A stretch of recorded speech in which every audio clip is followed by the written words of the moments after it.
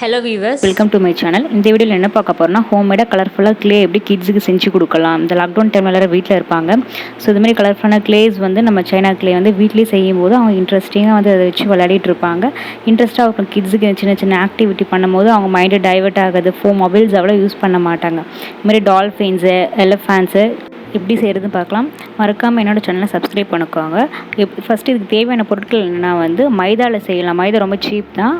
நான் வந்து மைதாவும் 1 கப் வந்து வீட்டு கோதுமை எடுத்திருக்கேன். அப்புறம் வாட்டர், இவ்வளோ தான் தேவை அதுக்கு. வீட் இல்லாதவங்க வந்து ஃபுல் அண்ட் ஃபுல் மைதாவே யூஸ் பண்ணிக்கலாம். மைதாவே மோஸ்ட்லி ஃப்ளெக்சிபிளாக இருக்கும். நான் வீட்டும் மைதாவும் வந்து ஃபஸ்ட்டு மிக்ஸ் பண்ணிக்கிறேன். தண்ணி ஊற்றி, நார்மல் வேறு எதுவுமே ஆட் பண்ண வேணாம். தண்ணி ஊற்றி வந்து நல்லா மிக்ஸ் பண்ணிக்கோங்க. தண்ணி வந்து கொஞ்சம் கொஞ்சமாக வந்து ஆட் பண்ணி மிக்ஸ் பண்ணுங்கள். மொத்தமாக ஊற்றிட்டா லிக்விட் ஆகிடும். ஒரு மீடியம் கன்சிஸ்டன்சியில் வரணும் மாவு. கொஞ்சம் கொஞ்சமாக என்ன பண்ணுங்கள், தண்ணியை ஊற்றி மிக்ஸ் பண்ணுங்கள் மாவை.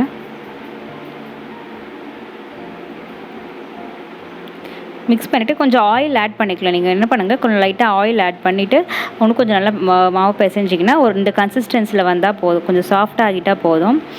லைட்டாக ஆயில் ஆட் பண்ணி இது மாதிரி மிக்ஸ் பண்ணி வச்சுக்கோங்க. தேவையான அளவு சைஸ் பால்ஸ் போட்டுக்கோங்க. ஒரு கிளே என்னென்ன ஷேப்ஸ் வேணுமோ, உங்கள் மாவுக்கு ஏற்ற மாதிரி எவ்வளோ வேணுமோ பால்ஸ் நீங்கள் ரவுண்ட் பண்ணி வச்சுக்கோங்க. ஏன்னா எத்தனை கலர்ஸ் ஆட் பண்ண போகிறீங்களோ அதுக்கேற்ற மாதிரி நீங்கள் ரவுண்ட் பண்ணி வச்சுக்கோங்க பால்ஸை. நான் வாட்டர் கலர் யூஸ் பண்ணுற போஸ்டர் கலர். நீங்கள் வந்து என்ன கலர் வீட்டில் இருக்க பெயிண்ட் கலர்ஸ் வந்து அதை கலர்ஸ் உங்களுக்கு பிடிச்ச மாதிரி நீங்கள் கிட்ஸுக்கு ஆட் பண்ணி கொடுக்கலாம். கலர்ஸ் இல்லாதவங்க நேச்சுரலாக ஹோம்மேடில் நம்ம கலர்ஸ் என்னென்ன கலர்ஸ்ன்னு இருக்கலாம் நான் சொல்கிறேன்.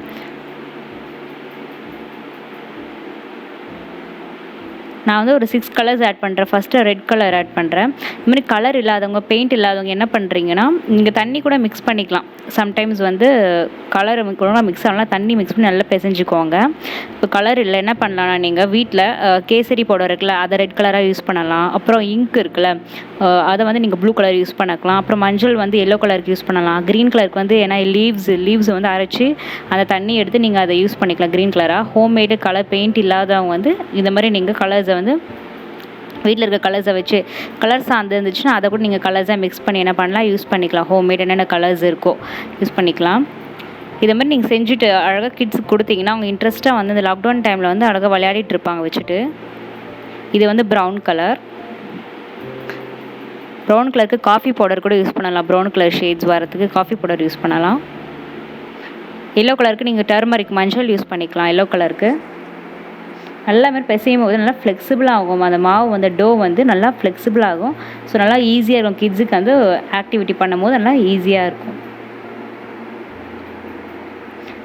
பிளாக் கலருக்கு வந்து நெக்ஸ்ட்டு பிளாக் கலருக்கு வந்து நீங்கள் என்ன யூஸ் பண்ணலான்னா வந்து மை யூஸ் பண்ணிக்கலாம். கண்மை அது மாதிரி எதாவது இருந்துச்சுன்னா அதை வந்து நீங்கள் பிளாக் கலருக்கு யூஸ் பண்ணிக்கலாம். நெக்ஸ்ட் இந்த டோ எதுக்கு யூஸ்ஃபுல்லாக ஆகும்னா, கிட்ஸுக்கு வந்து நான் ஃபைன் மோட்டார் ஸ்கில்ஸை வந்து டெவலப் பண்ணும். அந்த டைம் வந்து ரொம்ப அராஜகமாக வீட்டில் விளையாடிட்டுலாம் இருப்பாங்க இந்த லாக்டவுன் டைமில். ஸோ அவங்க காமிங் பண்ண யூஸ் பண்ணோம். ப்ரீ ரைட்டிங் ஸ்கில்ஸ் சொல்லுவாங்க. அதாவது ஒரு எழுதுறதுக்கு முன்னாடி இது மாதிரி க்ளேயில் வந்து அவங்க விளையாடும் போது யூஸ் ஆகும். நீங்கள் இந்த மாவை எப்படி ஸ்டோர் பண்ணுறீங்கன்னா, தனித்தனியாக கவரில் போட்டுக்கோங்க. தனித்தனியாக பிளாஸ்டிக் கவர்ஸ் இது போட்டுட்டு அதை ஃப்ரிட்ஜில் வந்து ஸ்டோர் பண்ணி வச்சுக்கோங்க. மேலே ஃப்ரீசரில் வைக்க வேணாம், கீழே வச்சு ஸ்டோர் பண்ணி வச்சுக்கோங்க. ஸோ ரொம்ப நாள் வரும். அவங்க எப்பப்போ தேவை விளையாடும் போது எடுத்து கொடுங்க, அவங்க வந்து விளையாடுவாங்க. இதை வச்சு என்னென்ன லேர்ன் பண்ணிக்கலாம்னா, கிட்ஸுக்கு ட்ரேசிங் பேசிக்காக எல்கேஜிலாம் இருக்காங்களா அவங்களுக்கு வந்து ஏபிசிடி ட்ரேஸ் பண்ணலாம். வீட்லேயே வந்து ஆக்டிவிட்டி கொடுக்கலாம். நம்பர்ஸ் சொல்லித்தரலாம். ட்ரேசிங் பண்ணி அழகாக நம்பர்ஸ் அடிஷன்ஸ்லாம் சொல்லித்தரலாம். ஒரு நம்பர் ஐடென்டிஃபிகேஷன் பண்ண சொல்லித்தரலாம்.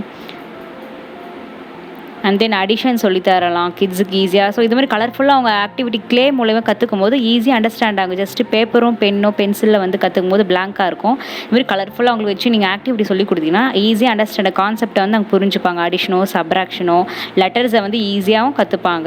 நான் நெக்ஸ்ட் வீடியோவில் வந்து எப்படி லெட்டர்ஸ் கிட்ஸுக்கு சொல்லித்தரலாம், அப்புறம் நான் ஷேப் சொல்லித்தரலாம் நான் நெக்ஸ்ட் வீடியோவில் போடுறேன்.